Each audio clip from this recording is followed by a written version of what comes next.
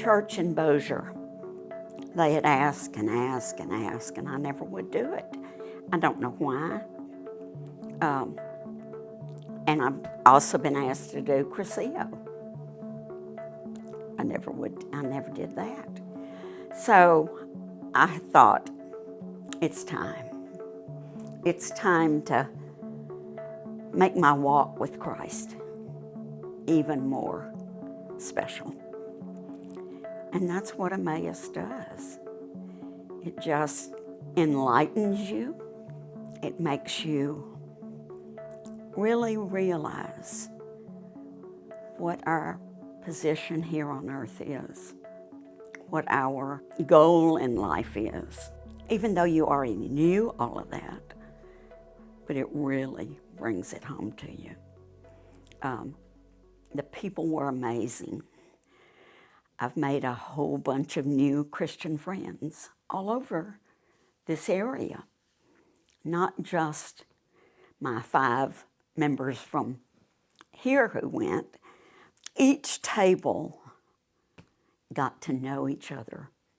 And I was the only one from Blackwater at my table. So I met new people, and got to love on them and share with them. It was wonderful. It really was. The altar, they changed the altar every time you went into the sanctuary. The way they set up that altar every time, it was about what we were going to learn about that night. That, to me, has stuck with me, and I can still see those altars. And then communion. And I'd never taken communion like we did there. I guess that's the one thing that really stood out to me. Every time we went in the sanctuary, we took communion. But on that candlelight service, we were to take a piece of the bread and give that to God. Give something that was a hindrance in our lives, something that we needed to get rid of. And I'd never done that. And then we put it in a basket, and she took it and got rid of it. The whole time, I would come out of something and go, wow, God is so good. He was praised and sung to and prayed to for those 3 days. But it was wonderful. If you ever have the chance to go, I would suggest that you find a sponsor and go, because it'll change your life. Find someone that you're close to who has gone to Emmaus and ask them about it. Ask them what they would suggest. Would you sponsor me even?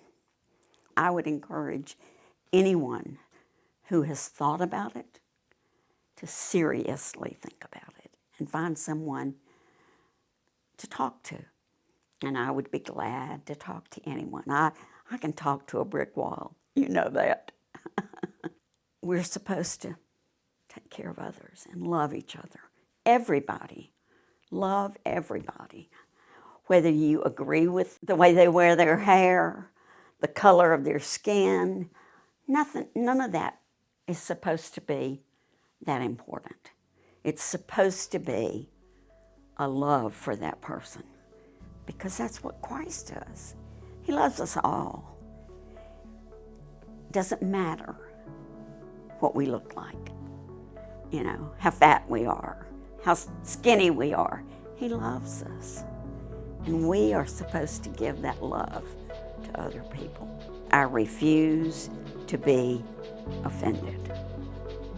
A lot of people get offended by things at church, and then they quit coming. Don't be offended just because you're different from me.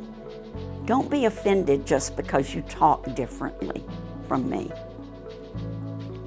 Don't be offended. Christ loves us all. And the church needs to be a place, a melting pot, to keep people together. All of us.